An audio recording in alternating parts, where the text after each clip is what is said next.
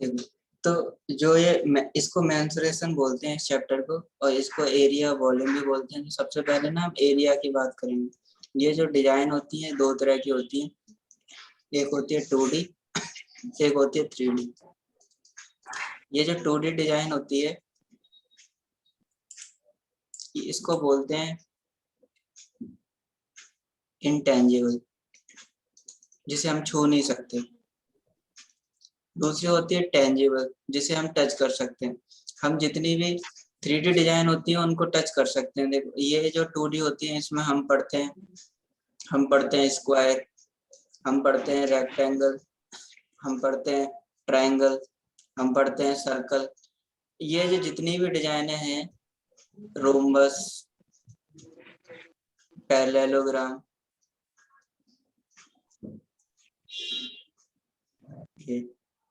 Trapezium, तो ये जितनी भी डिजाइने होती हैं, ये एक भी हमने अपनी लाइफ में कभी टच नहीं की होती। ना ही तो हमने कभी अपनी लाइफ में कोई स्क्वायर टच किया है, ना हमने कभी कोई रेक्टेंगल। बस ये इमेजिनरी लाइंस होती है जो हमने कभी नहीं टच की। इसे इंटेंजिबल बोलते हैं। टेंजिबल में हम पढ़ते हैं 3D डिजाइन्स में सिलेंडर, कोन, स्फीयर, ये जो क्यूबॉइड, ये सब हमने अपनी लाइफ में टच किए होते हैं कहीं ना कहीं, तो इसे 3D बोलते हैं। तो आज हमने 2D डिजाइन्स के बारे में करेंगे, और सबसे पहले हम करने वाले हैं स्क्वायर के बारे में। तो स्क्वायर एक ऐसी डिजाइन होती है जिसकी सारी साइड्स बराबर होती है। अगर एक ए है तो बाकी भी ए हो जाएंगे। और अगर हम इसके पेरीमीटर की बात करें, तो पेरीमीटर मतलब क्या होता है, सम ऑफ ऑल द साइड्स। तो अगर आप चारों साइड्स को जोड़ दो तो ये हो जाएगा 4A। ये पेरीमीटर हो गया। अगर आपको इसका एरिया निकालना है तो इसकी साइड को आप जो है मल्टीप्लाई कर दो, मतलब स्क्वायर कर दो, तो ये जो है इसका एरिया आ जाएगा। और अगर आपको उसका डायगोनल चाहिए तो ये डायगोनल पाइथागोरस थ्योरम से आ जाता है, हाइपोटेन्यूज का स्क्वायर इक्वल टू बेस का स्क्वायर प्लस परपेंडिकुलर का स्क्वायर। तो ये हो जाएगा 2A स्क्वायर। अगर हम ए बाहर ले लें तो ये इसका डायगोनल आ जाएगा A√2। तो ये स्क्वायर इस तरह से हमने करना है। अगर हम इसकी दूसरी डिजाइन देखें जैसे कि रेक्टेंगल, तो रेक्टेंगल एक ऐसी डिजाइन होती है जिसमें face to face side equal होती है। अगर ये एल है तो ये भी एल होगी, ये बी है तो ये भी बी। ये लंबाई है, ये चौड़ाई है, लेंथ ब्रेथ। तो अगर हम पेरीमीटर निकालें तो पेरीमीटर का मतलब होता है सम ऑफ ऑल द साइड्स, चारों को जोड़ दिए तो ये 2L प्लस 2B हो जाएगा। और अगर 2 कॉमन ले लेंगे तो हो जाएगा L प्लस B। तो ये पेरीमीटर होता है। और अगर एरिया निकालना है तो लेंथ को ब्रेथ को मल्टीप्लाई कर दो, एरिया आ जाएगा। और डायगोनल चाहिए तो ये डायगोनल जो है इसमें पाइथागोरस थ्योरम से आता है, L square plus B square. तो ये इसका डायगोनल हो गया, D is equal to under root L square plus B square. तो ये पेरीमीटर होता है, इसकी यूनिट या तो सेंटीमीटर होगी या मीटर होगी। ऐसे ही यहाँ पर या तो सेंटीमीटर में आएगा या मीटर में, लेकिन एरिया या तो सेंटीमीटर स्क्वायर में होगा या मीटर स्क्वायर में। ये एरिया इसका सेंटीमीटर स्क्वायर में होगा या फिर मीटर स्क्वायर में, तो इससे हमें पता लग जाता है। तो अब ये जो हमने किया है स्क्वायर और रेक्टेंगल, इसमें 3 और 3 6 फॉर्मूले बन गए। अब एक और कर लेते हैं यहीं पे सर्कल के बारे में। आज हमने इन सबके क्वेश्चन करने। तो अगर एक किसी फिक्स पॉइंट से चारों तरफ अगर हम कोई लाइन ड्रॉ करते हैं तो उसे सर्कल बोलते हैं। और जो सर्कल की आउटर पेरिफेरी होती है इसे सरकमफ्रेंस बोलते हैं। और इस सरकमफ्रेंस को निकालने का फॉर्मूला होता है सरकमफ्रेंस का, इसे पेरीमीटर भी बोलते हैं, 2πr। और अगर ये इस सेंटर से लेकर सरकमफ्रेंस तक के डिस्टेंस को r बोलते हैं। अगर ये पूरा कर दें तो इसे डाया बोलते हैं। तो इसका मतलब ये हुआ कि डाया रेडियस का डबल होता है, या रेडियस कह सकते हैं डाया की आधी होती है।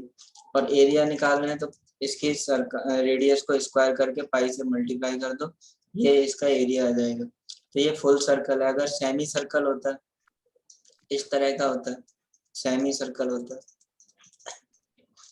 तो इसका पेरीमीटर जो है 2 पाई आर होता है, पूरे का तो आधे का पाई आर, प्लस इसमें 2 आर और जोड़ देते हैं, सेमी सर्कल का ये अलग होता है। और अगर एरिया निकालना है तो पूरे का पाई आर स्क्वायर होता है, तो आधे का हाफ पाई आर स्क्वायर हो जाएगा। तो आज हमने इन सब डिजाइन के जो हमने अभी फॉर्मूले लिखे हैं इनके हम क्वेश्चन करेंगे, ठीक है। ठीक है।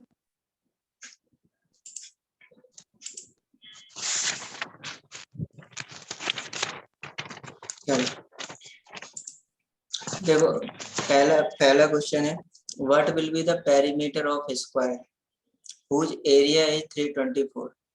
पेरी स्क्वायर का एरिया दिया हुआ है आपको 324। स्क्वायर का एरिया हम जानते हैं ए स्क्वायर होता है, तो यहाँ पे आ जाएगा इसका इक्वल टू 324। तो ए बराबर यहाँ से स्क्वायर हटाएंगे तो इधर अंडर रूट आ जाएगा, तो ये 324 किसका स्क्वायर रूट होता है? 18 का। 18 का आ जाएगा, 18 का। तो ए बराबर इसकी साइड आ गई 18। अब आपसे कह रहा है what will be the perimeter, square का पेरीमीटर क्या होता है 4a, तो यहाँ पे रख दो, आंसर आ जाएगा। कौन सा पार्ट आएगा? Yes, sir.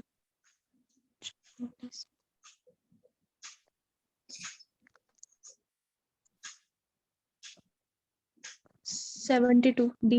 डी पार्ट आ जाएगा, ठीक है। चलो अगला क्वेश्चन करते हैं। What will be the area of square whose perimeter is 400 centimetre.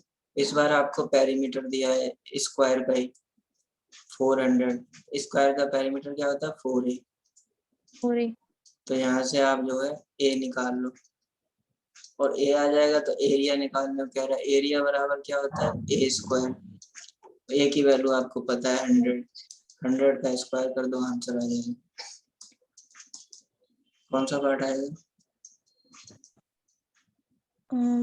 40 A part.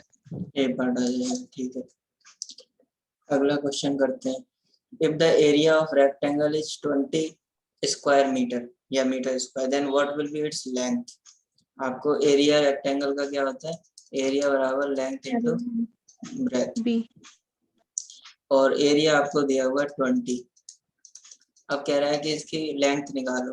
तो इस जो फार्मूले में है इसमें दो चीजें हैं, एक एल है और एक बी है।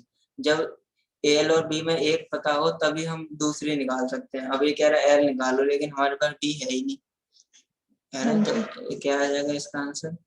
Can't be determine. Can't be determine, ठीक है।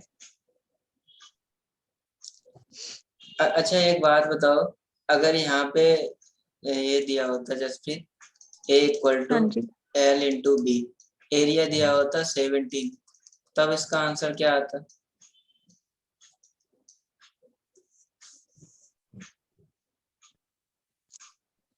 सर तब भी नहीं फाइंड कर सकते। तब ये चीज तो क्लियर हो सकती थी कि यहाँ पे कि ये प्राइम नंबर है तो इसके फैक्टर 17 इंटू ए 1 बनेंगे, तो या तो ये एल होगा या बी होगा, या ये बी होगा या ये एल होगा। तो हम इसमें फिर ये नहीं निकाल सकते कांट बी डिटरमाइंड, इनमें से नन ऑफ दीज तो हो सकता है पर कांट बी डिटरमाइंड नहीं होगा, है ना। आ गया ना एल की वैल्यू। अब यहाँ पे क्या है, बहुत सारे बन जाएंगे, जैसे 5 इंटू 4 बन जाएगा, 4 इंटू 5 बन जाएगा, 10 इंटू 2 बन जाएगा, 2 इंटू 10 बन जाएगा, ऐसे करके बहुत सारे पेयर बना जाएंगे हम 20 के, है ना। हाँ जी। तो यहाँ पे नहीं, यहाँ पे तो इस केस में कांट बी डिटरमाइंड आएगा, क्योंकि इस फॉर्मूले में दो में से एक चीज दी होनी चाहिए। अच्छा ये क्वेश्चन ट्राई करो, क्वेश्चन नंबर 4।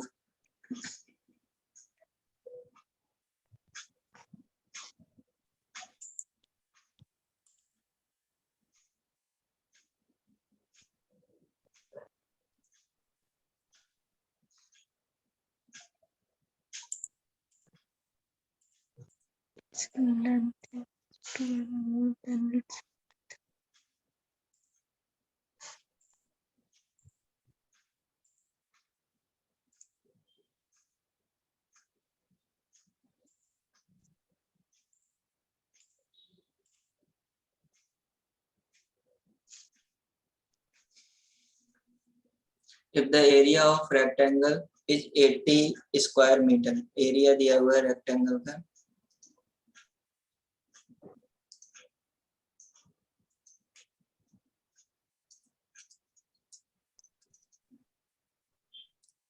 80 square metre. और कह रहा है it's length is 2 more than its breath, length breadth से 2 ज्यादा है, तो एल एल मतलब क्या हो जाएगा b+2, क्योंकि कह रहा है कि if its length is 2 metre more than, तो एल जो है b से 2 ज्यादा है, b को अंदर मल्टीप्लाई कर दो, 80 को लेफ्ट साइड पर ले आते हैं, ये आ जाएगा। उसके बाद ये बन गई क्वाड्रेटिक, तो 80 के ऐसे रूट्स बनाओ के घटा के 2 आ जाए यहाँ पे -80,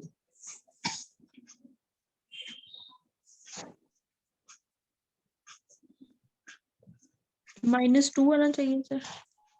माइनस करके 2 आना चाहिए, बीच वाला नंबर लाते।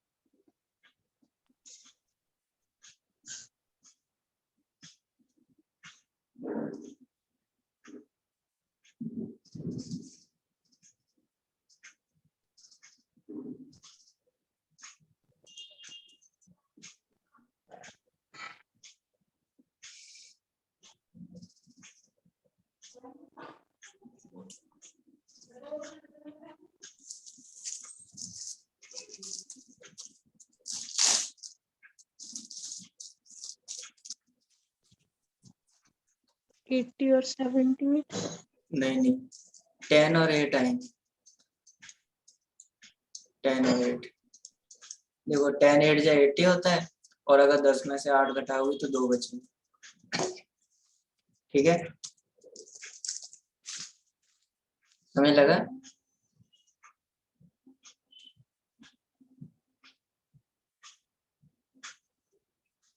ये समझ लगा 10 और 8।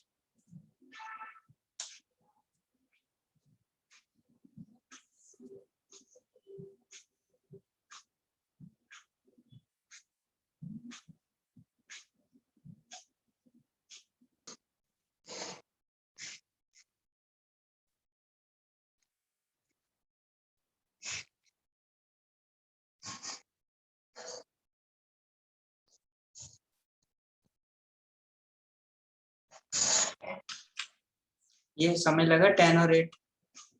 हाँ जी सर। अब जो ट्रिक हमने की थी क्वाड्रेटिक इक्वेशन की, उसके हिसाब से बताओ कौन सा रूट नेगेटिव होगा।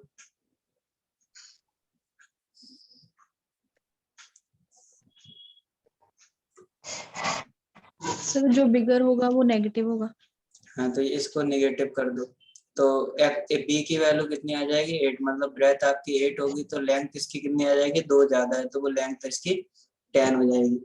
तो आपसे यही पूछ रहा था व्हाट इज इट्स लेंथ, तो लेंथ का आंसर कितना आ जाएगा 10। अब इसमें देखो दोनों ही दिए थे, कुछ लोग 8 लगा देंगे, गलत हो जाएगा। ठीक। जो हमने पढ़ा था 4 तरह की क्वाड्रेटिक होती हैं, ax square plus bx plus c equal to 0, तो इसमें दोनों रूट्स माइनस में होंगे। हाँ जी। ax square minus bx plus c, इसमें दोनों रूट्स प्लस में होंगे। ax square minus bx minus c, तो इसमें जो रूट स्मॉलर होगा वो नेगेटिव है, बाकी दूसरा हाँ पॉजिटिव जी। है। और एक रह गई हमारे पास ax square plus bx minus c, तो इसमें जो बिगर रूट होगा वो नेगेटिव होगा, और दूसरा छोटा वो जो है पॉजिटिव होगा। तो पॉजिटिव होगा। ये अभी हमने जो किया वो ये वाली थी, बिगर रूट नेगेटिव कर दिया, छोटा पॉजिटिव, तो ये क्वेश्चन समझ लगे। हाँ जी। चलो अगला करते हैं। If the area of rectangle is 96 metre, उसके बाद कह रहा है and its length is 4 metre more, तो सेम क्वेश्चन है, ये करो, इसमें इसकी इक्वेशन बनाओ क्या आएगी। कह रहा है length is 4 metre more than its breadth. b+4 into B. नहीं ये नहीं, हाँ ये तो सही है, b+4 आएगा ना, b+4 इंटू बी बराबर 96, हाँ जी। अंदर मल्टीप्लाई कर दो b से, 96 को इधर ले आओ। अब ऐसे फैक्टर बनाओ कि माइनस करके 4 आ जाए 96 की।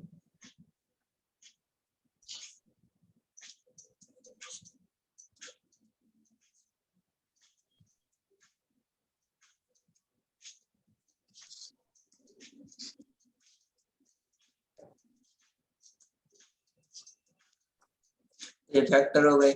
इनसे ऐसा नंबर बनाओ कि माइनस करके 4 आ जाए। 12 और 8 12 और 8 आ जाएंगे। 12 8 या 96 होता। अब घटा के 4 बचेगा बीच वाला नंबर। अब कौन सा रूट नेगेटिव आएगा? इसमें सर वही सेम बिगर वाला। तो आपकी b की वैल्यू हो गई 8, क्योंकि इक्वेशन b में है इसलिए। अब b 8 हो गया तो l की वैल्यू कितनी हो जाएगी? 8 + 4 12। 4 अब आपसे पूछ क्या रहा है इसमें कि भाई पेरीमीटर बताओ, तो रेक्टेंगल का पेरीमीटर होता कितना है? 2 × l + ये वैल्यू यहाँ रख दो, तो ये आंसर आ जाएगा आपका सी पार्ट। अब देखो सर्कल का क्वेश्चन आ गया। कह रहा है if the diameter of a circle is 14 centimetre then what will be its area.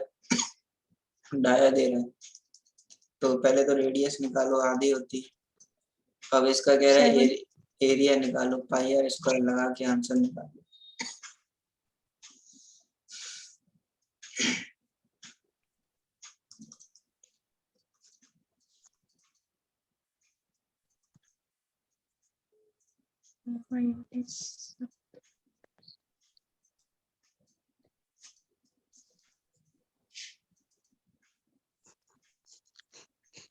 One five four 154 आ गया।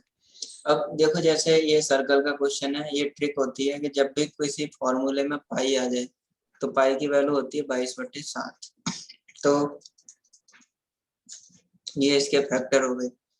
तो जो भी ऑप्शन हो उसको 11 से डिवाइड करके देख लो, तो मोस्ट ऑफ आंसर आ ही जाता है। 11 की ट्रिक क्या होती है? एक एक डिजिट छोड़ के जोड़ो फिर उन्हें घटा दो, ये 11 की ट्रिक होती है।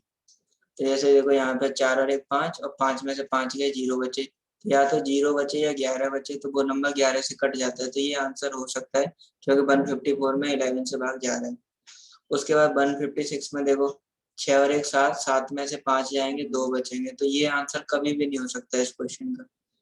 6 और 1 7, 7 में से 4 जाएंगे तो 3 बचेंगे, तो ये कभी भी इस क्वेश्चन का आंसर नहीं हो सकता। 8 + 3 11 - 0, तो 11 आ गया।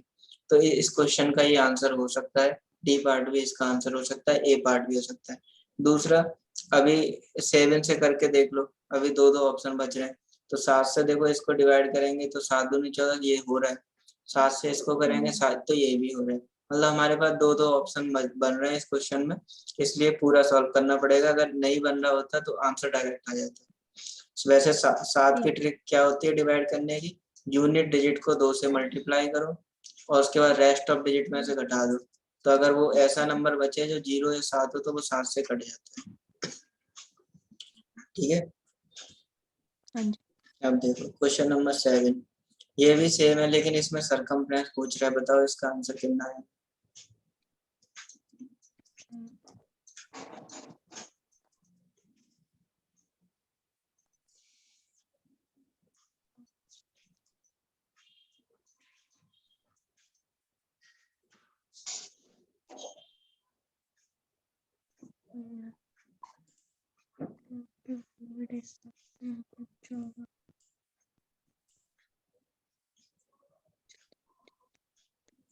एटी 88 आ गया। 7 दूनी 14, 22 दूनी 44, दूनी 88, 88 ये पार्ट आ गया। ठीक है। अब नेक्स्ट क्वेश्चन करते हैं। If the area of circle is 154, circle का एरिया होता है कितना? पाई आर स्क्वायर। अब कह रहा है कि सरकमफ्रेंस निकालो। सरकमफ्रेंस मतलब पेरीमीटर क्या होता है? 2 पाई आर। अगर यहाँ से आप आर निकाल के यहाँ रख देते तो आंसर आ जाएगा, यहाँ से आर निकाल के वहां रखते।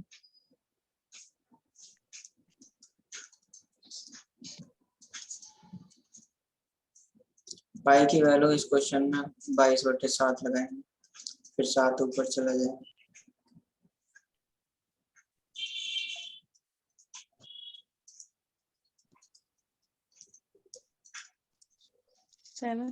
सेवन है, वेरी गुड। अब ये 7 वहां रख दो।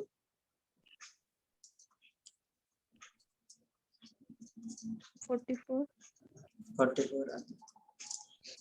कभी कभी क्या होता है, हम ना सॉल्व करी जा रहे होते हैं, देखते ही नहीं है कि उसने पाई की वैल्यू ही नहीं रखी है, तो आंसर 14 पाई आ रहा होता है। हम बड़ी मेहनत कर करके आंसर निकालते हैं, बाद में आंसर पाई में आ रहा होता है, ऐसा हो जाता है। नेक्स्ट भी देखो ऐसा ही है, सरकमफ्रेंस दी हुई, मतलब 2 पाई आर आपको दिया हुआ है और यहाँ से एरिया निकालने को।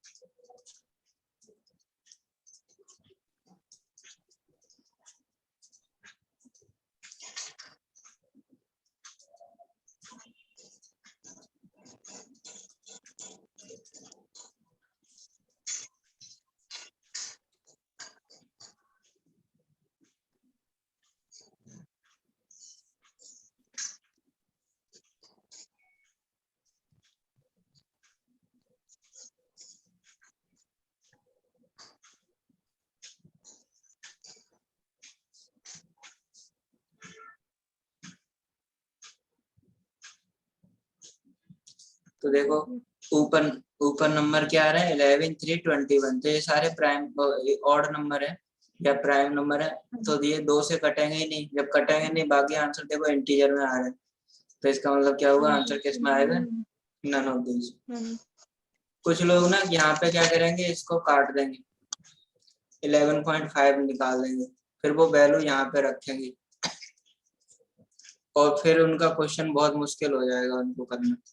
तो ये जरूरी है कि कहाँ काटना है, कहाँ ऐसी वैल्यू रखनी है, बहुत जरूरी है, नहीं तो गलत हो जाएगा, मतलब टाइम बहुत लगेगा फिर करने में। ये क्वेश्चन ट्राई करो।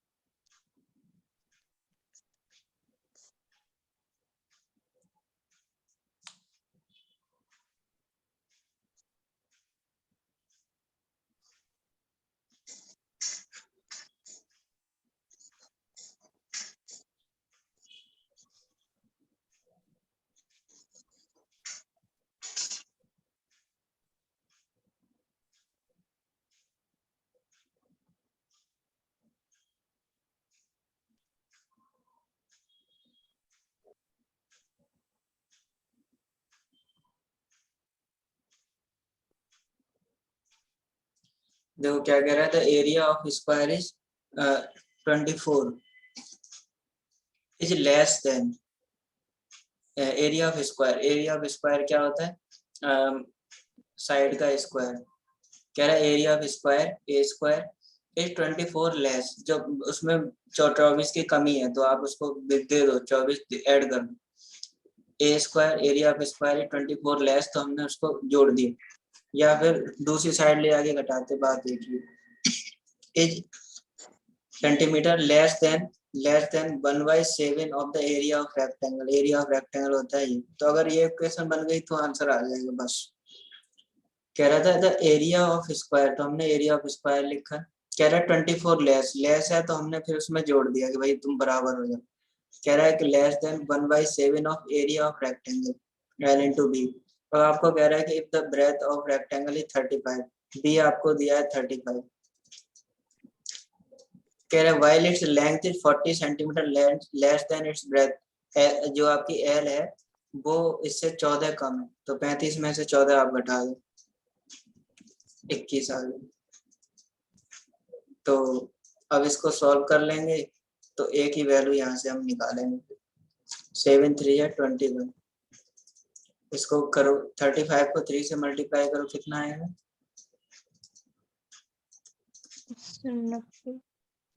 90 प्लस 15 कितना हो गया, 105। और ये 24 जो इधर प्लस में इधर ले आओ माइनस में हो जाएगा, फिर इनको घटा दो, ये आ गया 81। तो 81 किसका स्क्वायर रूट होता है, 9। 9 का। तो एक ही वैल्यू मतलब स्क्वायर की साइड आ गई, 9। अब कह रहा है स्क्वायर का पेरीमीटर, स्क्वायर का पेरीमीटर क्या होता है 4 एक ही वैल्यू लगा दो 9, तो आंसर कितना आ जाएगा 36। तो ये समझ लगे इसके बेसिक क्वेश्चन। हाँ जी सर। तो अब ये सर आप ओकेशन मुझे समझाइए, ओकेशन आपने बनाई है ना, A square plus 24 is equal to 1/7। कोई दोबारा बनाते हैं।